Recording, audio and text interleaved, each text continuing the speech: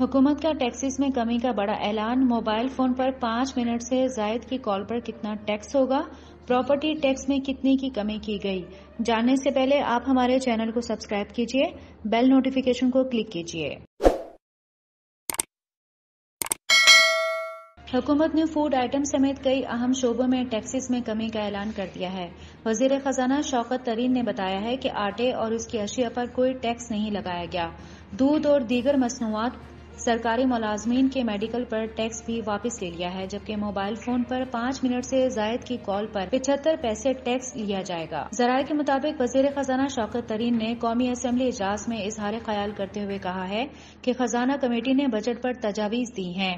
Food items, دودھ اور دیگر مصنوعات سمیت سرکاری ملازمین کے میڈیکل پر ٹیکس واپس لے لیا ہے۔ آٹے اور اس کی اشیاء پر کوئی ٹیکس نہیں لگایا گیا، جبکہ پراپرٹی پر ٹیکس کی شرح 35 سے کم کر کے 20% کر دی گئی ہے۔ حکومت نے 800 سے بڑھا کر 1000 سی سی تک گاڑیوں پر ٹیکس میں کمی کا اعلان کرتے ہوئے کہا ہے کہ موبائل کالز، انٹرنیٹ پر جو ٹیکس لگایا تھا اس میں تبدیلی کر دی گئی ہے۔ انٹرنیٹ، SMS پر کوئی ٹیکس نہیں ہوگا۔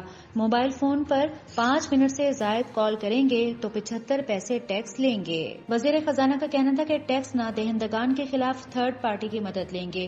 اس معاملے میں FBR کو نہیں بھیجیں گے۔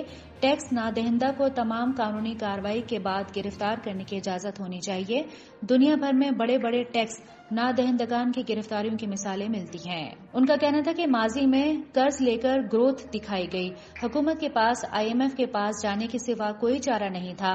2018 سے 2019 میں ملکی گروتھ 2% پر آ گئی۔ وزیر اعظم عمران خان نے ملک کی خاطر کورونا پر معاشی مشکلات کے باوجود سخت فیصلے کیے ہیں۔ کاروباری افراد سے متعلق وزیر خزانہ نے کہا کہ کاروباری افراد کی گرفتاری سے متعلق رضا ربانی سے بات کی ہے۔ اس دفعہ بجٹ میں سیلف اسسمنٹ کا آپشن لائے ہیں۔ FBR اب کسی کو ہراساں نہیں کر سکے گا۔ پہلی بار ایسا ہوگا کہ اب تھرڈ پارٹی آڈٹ ہوگا۔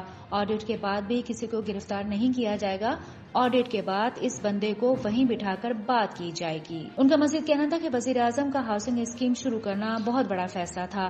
کورونا کے دوران دنیا بھر میں منفی گروتھ ہوئی۔ عمران خان نے کورونا کو جس طرح ہینڈل کیا اس کی دنیا نے تعریف کی ہے۔ ہم نے دنیا کے اعداد و شمار سے دگنی گروتھ کی۔ اس بار جو معاشی گروتھ ہوگی وہ دیر پا ہوگی۔